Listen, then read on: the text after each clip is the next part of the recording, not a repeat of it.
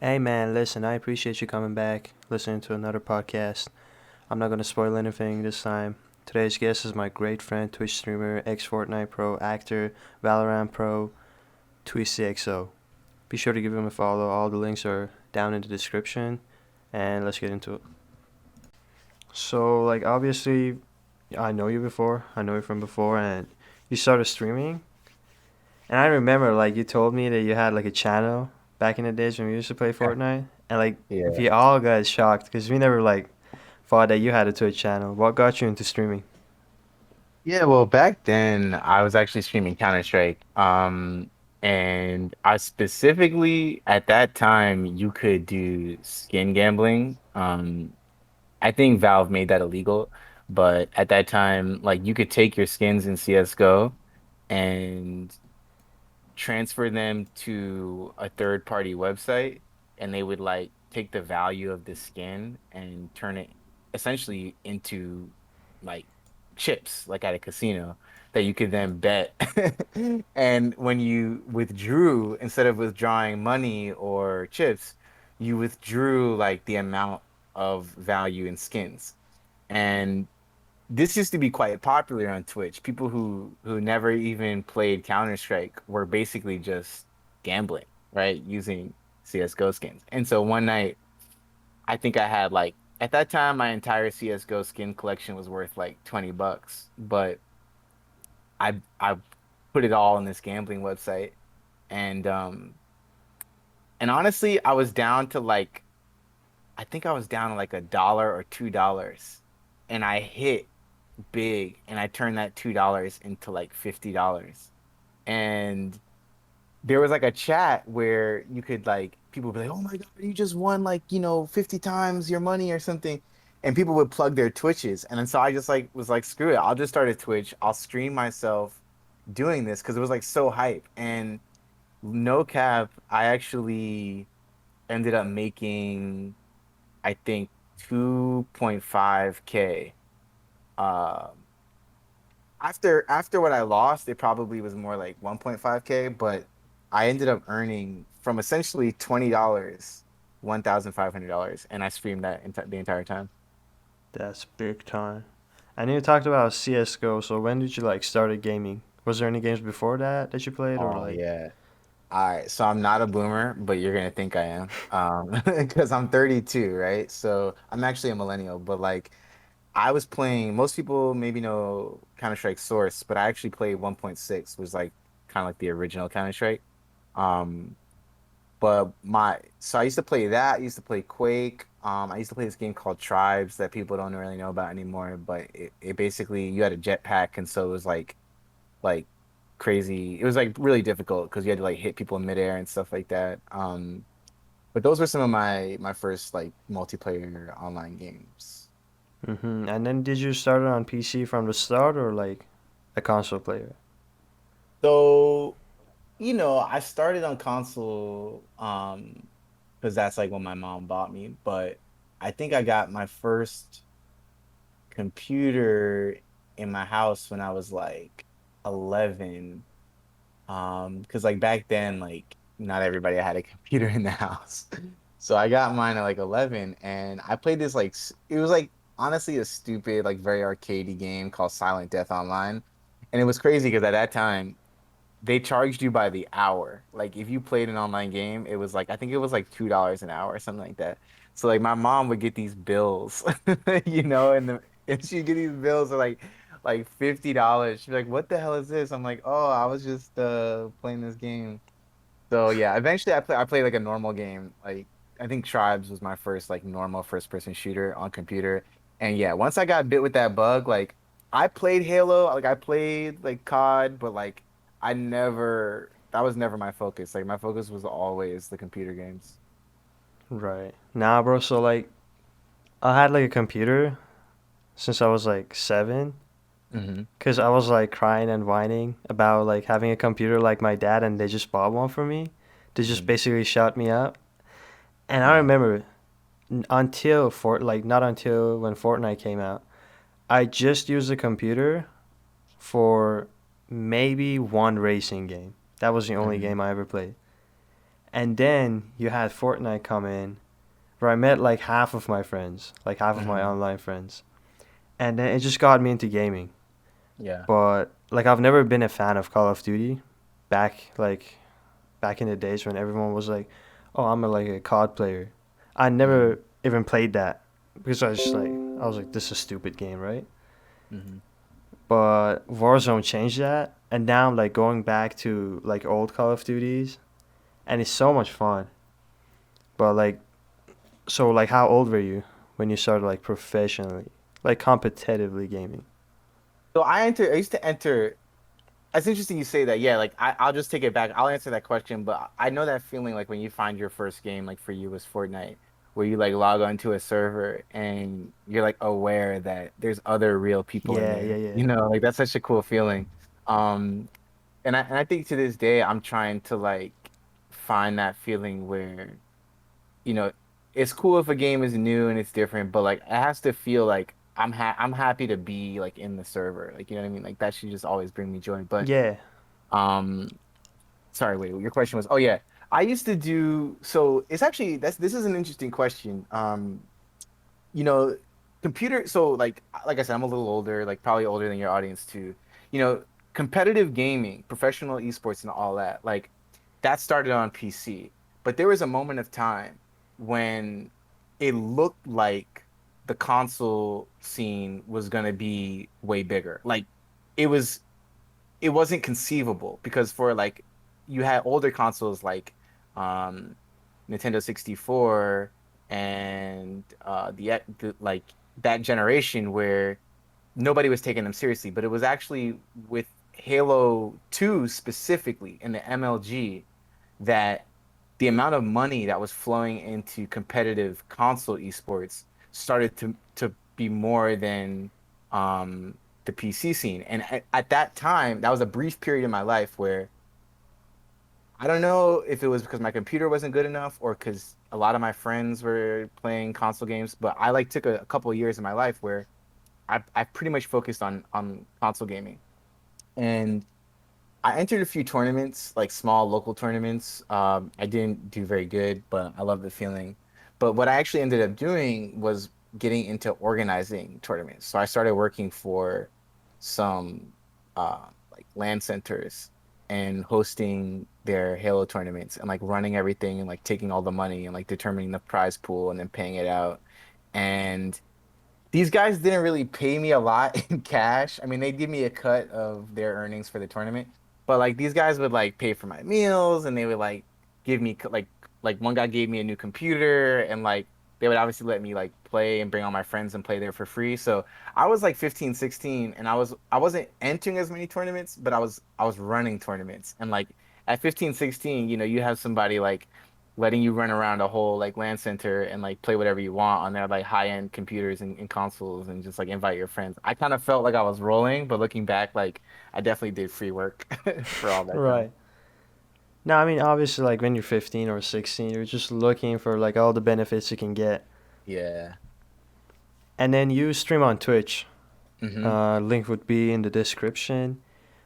But streaming is like a really tough thing to do Hmm. because you do have to put a lot of effort into it Yeah. and a lot of time to like kind of make it into a living. Hmm. How do you balance your family time, like the time you spend with your girlfriend and streaming, Yeah. going out, staying healthy? Yeah, that's a good question. I mean, for me, I'm still finding my way with streaming. You know, I I think that um what's really clear for me with the streamers that I like and then when I feel like I'm doing a good job is like it has to be fun. Like you can't, there comes a point when because it is so hard that you stop having fun with it and then it feels like, you know, you just have this camera on you um watching you kind of like be miserable. You know what I mean? And like there's Yeah, certain streamers where what makes them maybe they're not the best at the game, but what makes them really watchable is the fact that they're having so much fun. And them having fun makes you have fun watching them. And so I think like in terms of balance, that's got to be one of the most important aspects of streaming is like make sure that you never like chase a trendy game or just follow like the trends and not if you're not having fun with it yourself, then you know, just let that one go and know that the next thing, that comes along, you'll be able to like keep it. But that said, there's only so far I can answer this question because I've purposefully decided to kind of temporarily not focus on growing my stream and just like keep it going for like the small community of friends that I have because I think that with everything that's going on with the pandemic and like my normal job life has been kind of like put on hold, as an actor that this thing which always was going to support the rest of my life the rest of my life is like out of whack right now. You know what I mean? Like my whole Mm-hmm. thing was like I'm primarily an actor, but like as I grow that career, like I'm gonna stream and like those things can help each other, right? Like I can be like, maybe you like watching me in some show and then like, you watch me stream and like vice versa. Like you find my stream, but then you want to follow my acting career, right? But without having that other part of my life possible right now due to the pandemic, I kind of had to like stop. Um, I kind of had like just like think like rethink my relationship to streaming. So I think you have to, I guess, even though I'm currently like on pause and like I said, it's hard for me to like maybe fully answer that question. I do think that what I can take away from even what I just said is like have a goal, like have a vision, a long-term goal, and like that will orient your work in the short term. And like I had to kind of pause because like my long-term vision kind of got rocked by the pandemic. So it was like harder for me to like know what I have to do in the moment. Yeah, and what I like about you and your stream is that you take breaks. I feel like when you need it, Yeah. and that's really important for like a streamer because a lot of people just go into streaming maybe like 8 hours a day, and Yeah. they just like run out of energy, I guess, and they'll just Hmm. stop doing it for like a really long time, and they'll fell off, and all that shit happens. Yeah. It's really important. And do you take care of your body, like working Yeah. out? Yeah. So for me, diet is probably either equally or more important than exercise. Because, you can work out a lot and eat a lot of junk food or whatever, drink a lot and kind of like slowly be killing your body, even though it like looks ripped on the outside. So I feel like if anything, I'm more focused on like diet and meditation and like taking long walks and, um, well, let me just pause right here because I want to close the door so you don't hear the Mm-hmm. background. Hold on for a minute.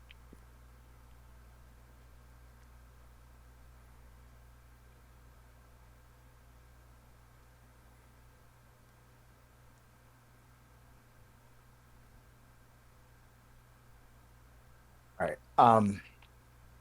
But yeah, I think normally I'm in the gym like 3 to 5 times a week, but the gyms are closed.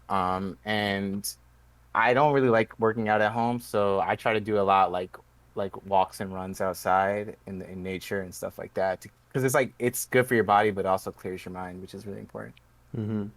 Talking about like meditation. So like when you stream and play games, Hmm. maybe like something like Fortnite back in the days, it has some anger issues, anxiety, and other problems that Hmm. brings with it. You ever had any experience of anxiety or anger issues?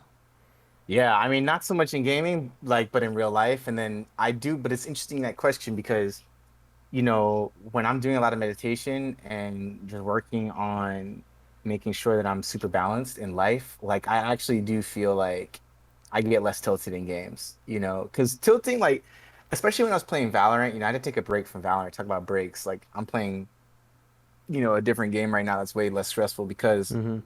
I was just noticing that like I would play Valorant and like multiple points throughout a given game, like I would just be getting so pissed off at like sometimes at my teammates, sometimes at myself, sometimes at the enemy, sometimes at the game itself, just being like this stupid game.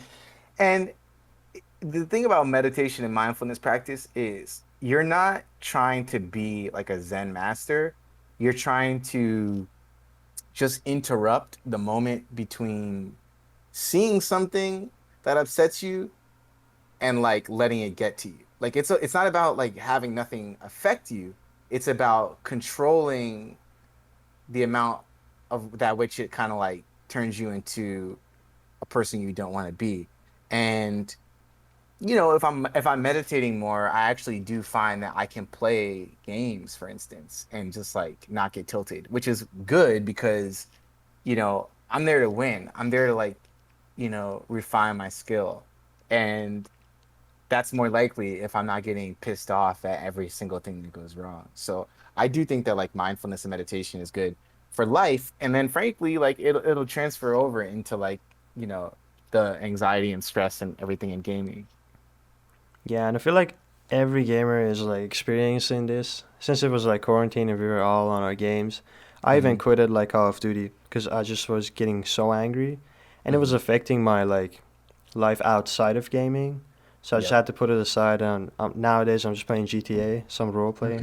Hmm. Hmm. It's like really chill, Yeah. and I feel like if I keep going that way, to like if I was still playing Call of Duty, it would have really been bad, you know. Hmm. And obviously I'm like grown up, so I need to find like a good relationship, like a healthy one. Hmm. And I feel like gaming just couldn't, like hardcore gaming couldn't be in the same sentence as a healthy relationship. Hmm. And talking about relationships, you do have a healthy relationship from what I see on the streams. What are your plans for Valentine? Oh, yeah, that's actually, I was not expecting that question. Well, it's hard, man. It's hard, in Los Angeles, everything is shut down, right? So it's like, I mean, I guess we just opened up indoor dining, but me and my girlfriend are really like, we don't do outdoor dining. Or say, yeah, we don't do like dining outside of our house, basically. Mm-hmm. So, we're probably just gonna honestly like, well, we're not gonna do this for Thanksgiving weekend. I mean, Thanksgiving, Valentine's Day weekend, but we want to plan like a camping trip where we just go out to like a national park and just like spend a weekend um together in like in like nature. Because like these days, in order to get like some sense of different, because I see her like she lives here, and like I see her every single day, like all day. She works from home, I work from home. Mm-hmm. So we're trying to figure out a way to like get out of the city that's also like COVID smart. So I don't know if we're gonna do anything too crazy on Valentine's Day because it's like it's the same apartment we always share. There's no place to go. We're probably gonna like do a nice meal and like watch a movie, like dim the That's light, nice. That's but nice. we're gonna have to figure out something else to like get out of here somewhere safe. Yeah, and then you were talking about um, going camping, going outside. Me and my Hmm. friends do go camping, but we're single. Hmm. What are some pros and cons of being in a relationship and being single? Hmm. Yeah, that's an interesting question. Well, I'm gonna answer this specifically from the point of view that I know you're like a decade younger than me, um, which is like I'm gonna answer it from the point of view of your 20s, right? Because it's different, Mm-hmm. for me. But like, I think that being single is good in the sense that you have a lot of time, right? You have a lot of like you have a lack of responsibilities. This is not just about being in a relationship. This is about being in your 20s, period.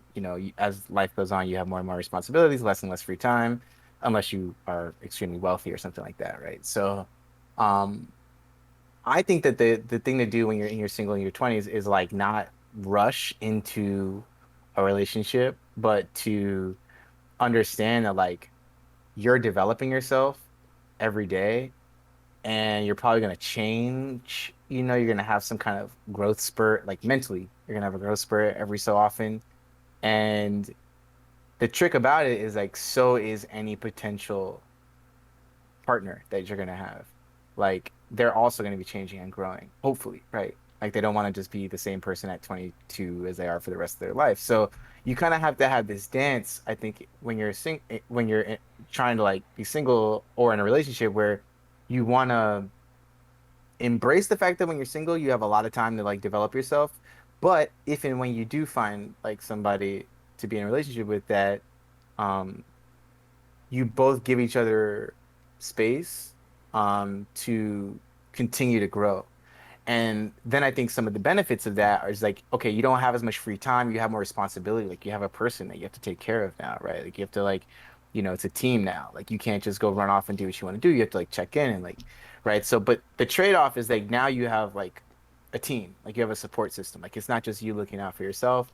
It's not just you that can help solve problems. It's not just you that you can find joy with, but that you actually have somebody else who's also interested in helping you obtain those same things, which are really important. So I think the biggest thing I would say is just whether you're single looking to be in a relationship or you're in a relationship, is just to make sure that like you never stop growing and you never stop developing as a person. You don't Mm-hmm. rush anything. Yeah. Yeah. Yeah, that's a pretty good answer. I've never had that one, you know. Yeah. So if you can only live in one place for the rest of your life, where would you live? Mm. I mean, I I haven't traveled as much as I wish I have had. So I don't have a lot of options as far as places I've really been, but I think New York City. I mean, that's where I grew up. I'm not there right now, but I think New York, I do like cities. I prefer cities. And I Mm-hmm. think, New York just has so much going on there between arts and culture and, beautiful parks and kind of, um, like MLG, for instance, I went to like the first ever MLG event because it was hosted at a place that I just walked by one day and was like, oh, like NYC is a really cool place where you can like accidentally stumble upon history, you know? You don't even know you're doing it and then you look back and you're like, oh, like that was a historic moment. So I, Mm-hmm. I like that about the city, and I think if I had to pick one place, it'd be New York. Yeah, I mean, as much as I hate living in a city, because I grew Mm, up in a city and I'm in a mm, city right now, and like as much as I love to live in like a place like Hawaii or some stuff mhm. like that, I just can't imagine not having the easy access to anything that I want. Yeah. And it's just like, it's crazy because in my mind, I would love a Hawaii lifestyle. Mm, But also, I'm so used to living in a city that I can't really move out. And let's say you can only take one person to New York with you. And obviously, like your family's not living there. Who would mm. you take? Is my girlfriend living there, or can I take her? Oh, you can take her. Yeah, I mean that would be probably the one. I mean, it's actually funny you say that because based on what you just said, Los Angeles isn't a city like New York or Chicago or even like San Francisco. Like Los Angeles is really like a bunch of suburbs smashed together, Mm-hmm. and she like that's perfect for her, whereas New York City is kind of like not ideal for her. Um, she prefers something slower, and so I guess I would bring her, and then hopefully she'd be happy. Right. And so you're like a New York person. Do you invest in stocks? No, yeah, I mean my girlfriend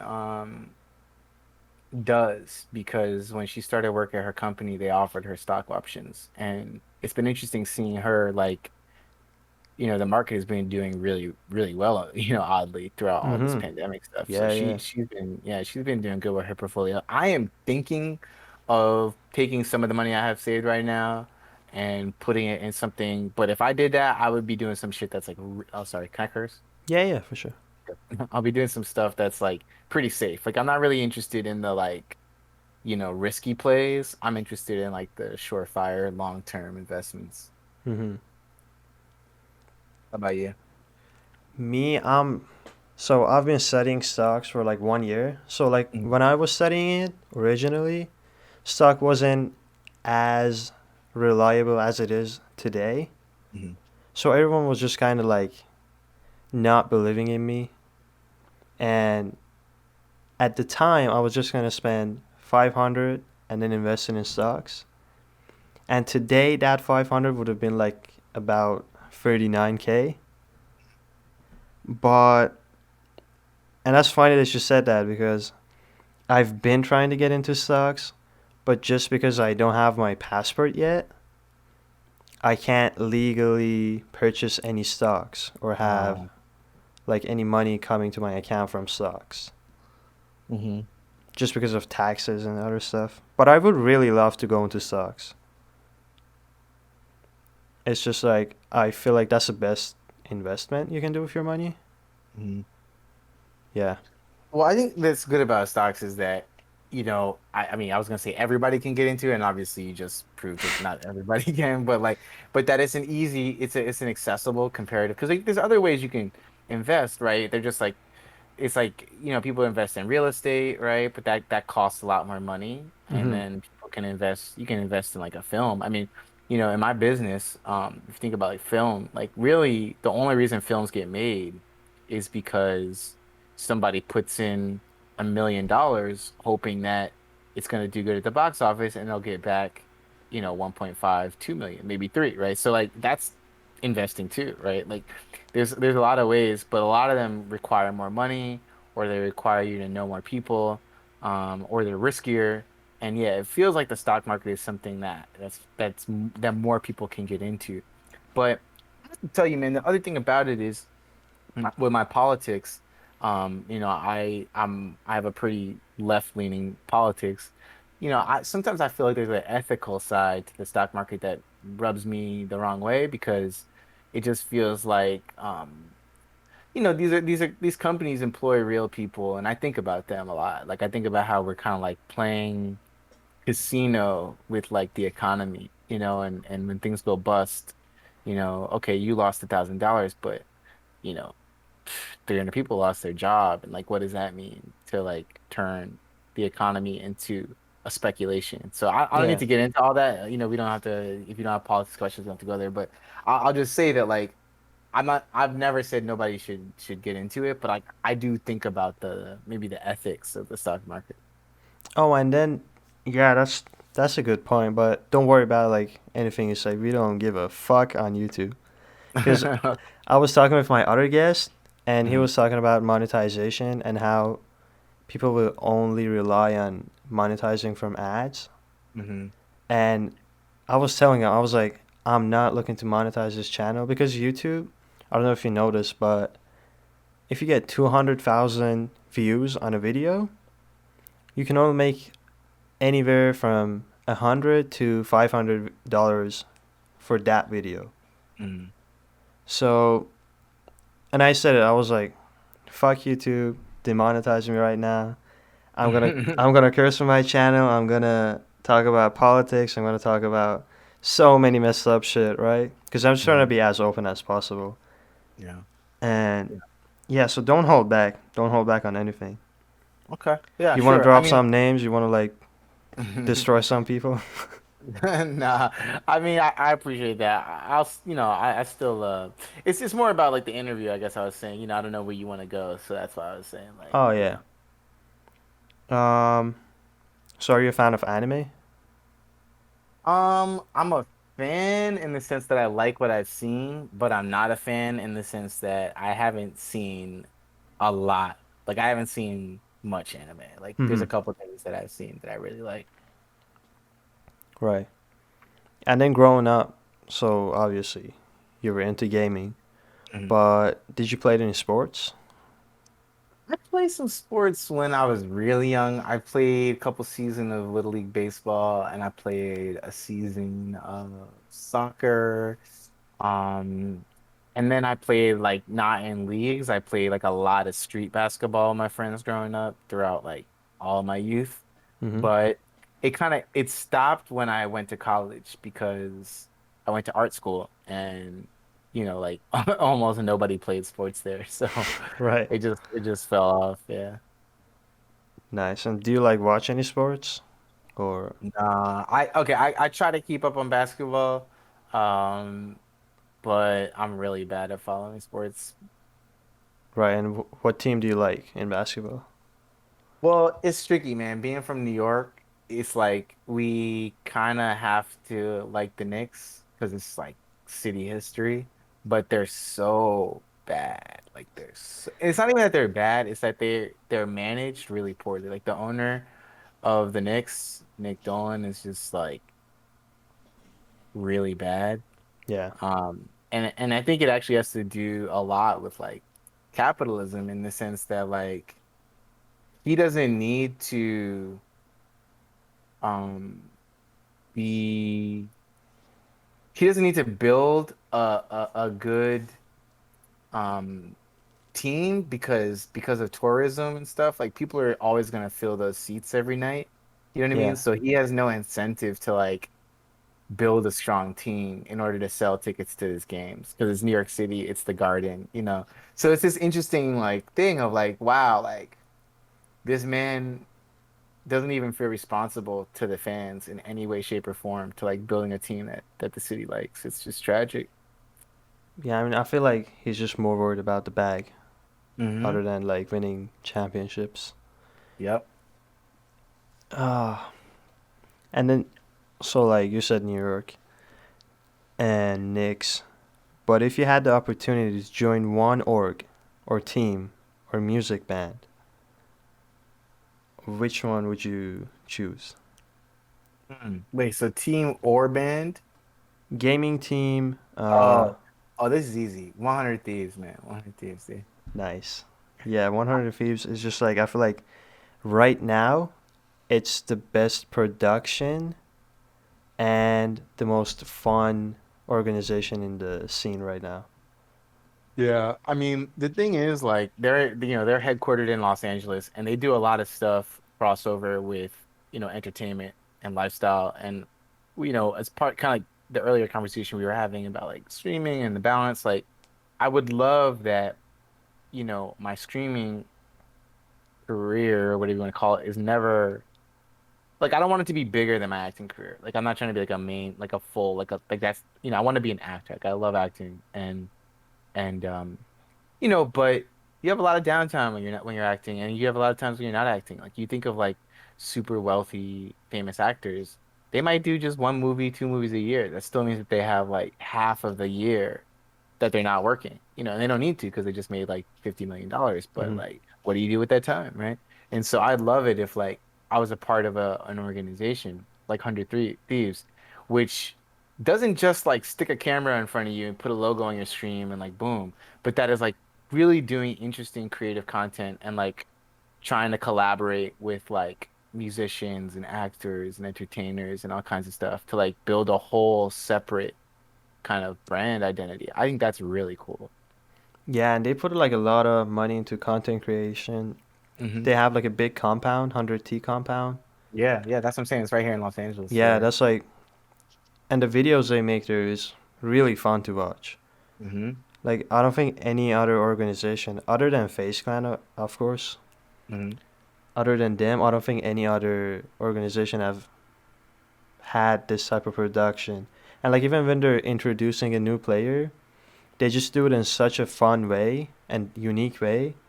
It's just, yeah, it's amazing to see how they can put their own twist to something that everyone's doing. yeah, yeah. All right, we're just gonna get into some rapid questions. So I ask you, I name two things. You say which one you like the most. Okay. Dogs or cats? Dogs. Netflix or YouTube? YouTube. Phone call or text? Phone call. Cardio or weights? Mm, Cardio. Facebook or Twitter? Twitter. iOS or Android? iOS. Oh, okay. I was like, oh, I'm he's going to the Android side? I don't even have an Android phone. My thing is like I don't even really like iOS. I just hate Android more. Right. Uh, and then cake or pie? Hmm. Pie. You really like pie more than cake? Yeah, I know it's not many people think that, but like I'm trying like there's more types of cake that I like than types of pie, but like the types of pie that I like more than the cakes.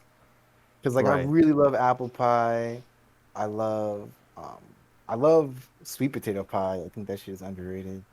Like there's so Mm-hmm. many pies that like, I love chocolate cake, but I just like pies more, yeah.